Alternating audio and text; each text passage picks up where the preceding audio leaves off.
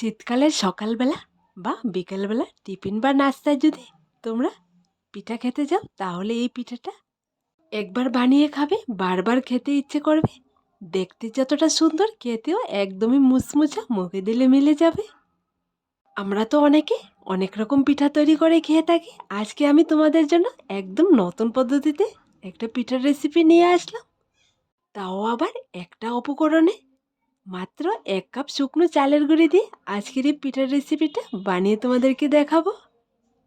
তোমরা যদি এরকম নতুন নতুন ডিজাইনের সুন্দর সুন্দর পিঠা তৈরি করতে চাও, তাহলে অবশ্যই আমার চ্যানেলটাকে লাইক, শেয়ার এবং সাবস্ক্রাইব করে পাশে থাকা বেল বাটনটি ক্লিক করে রাখবে, যাতে করে আমার দেওয়া নতুন নতুন পিঠার রেসিপিগুলো সবার প্রথমে তোমাদের কাছে পৌঁছায়।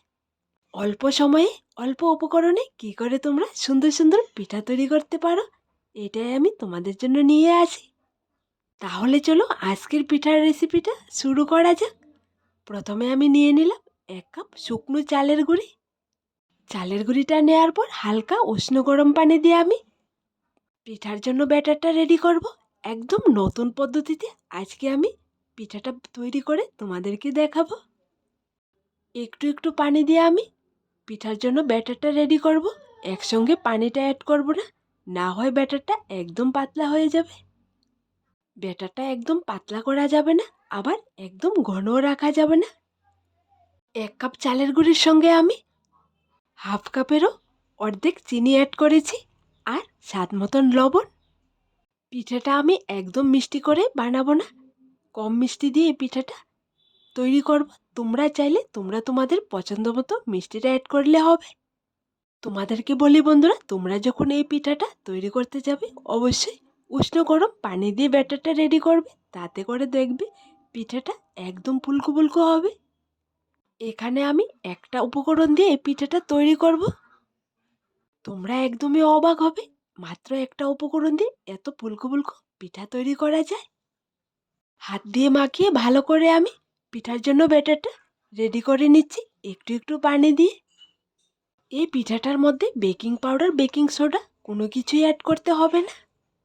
তোমাদেরকে দেখিয়ে দিচ্ছি, এরকম না পাতলা না ঘন পিঠার জন্য ব্যাটারটা রেডি করতে হবে। ব্যাটারটা রেডি করা হয়ে গেছে। এবার আমি পিঠা তৈরি করার জন্য নিয়ে নিলাম একটা প্লাস্টিকের বোতল। প্লাস্টিকের বোতলটা দিয়ে আজকের এই পিঠাগুলো রেডি করে তোমাদেরকে দেখাবো।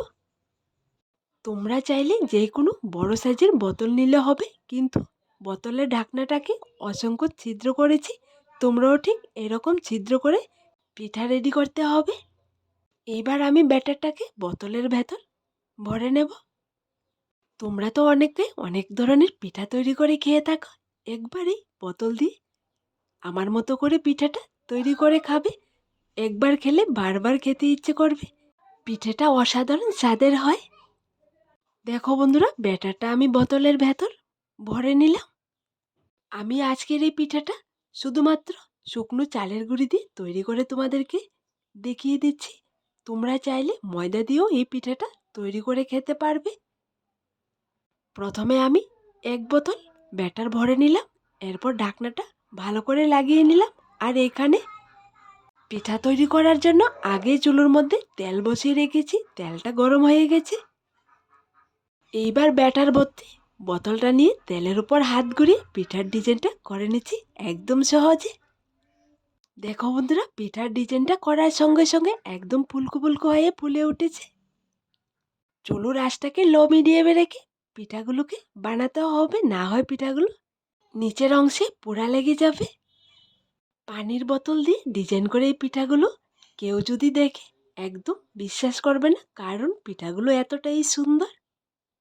প্রথমে আমি কয়েকটা পিঠা তৈরি করে তোমাদেরকে দেখিয়ে দিচ্ছি, যাতে করে তোমরা একদম সহজে যে কোনো পানির বোতল দিয়ে এই সুন্দর ডিজাইনের পিঠাটা তৈরি করে খেতে পারো। প্রথমের দেয়া পিঠাটা নিচের অংশ হয়ে গেছে, একটা ভাঁজ দিয়ে দিলাম, তারপর আমি আরেকটা ভাঁজ করে নেব।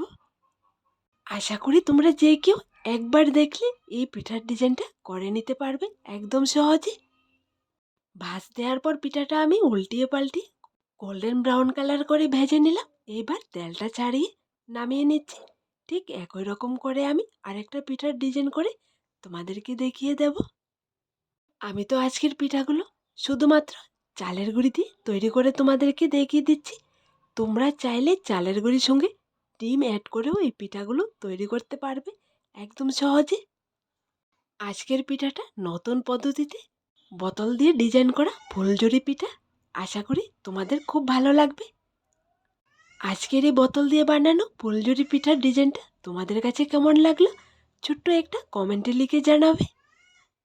এক এক করে আমি কয়েকটা পিঠার ডিজাইন তোমাদের সামনে করে দেখিয়ে দিলাম। বাকি পিঠাগুলো আমি ঠিক একই রকম করে ডিজাইন করে নেব। তোমাদেরকে বলি বন্ধুরা, আমি আজকের পিঠাগুলোকে দুইটা ভাঁজ করে তারপর পিঠার ডিজাইনটা করেছি। তোমরা চাইলে পিঠাটা একটা ভাঁজ করে তৈরি করবে, তাও পারো। না ভাঁজ করে তৈরি করো, তাও পারো। তোমরা তোমাদের পছন্দ মতো করলেই হবে।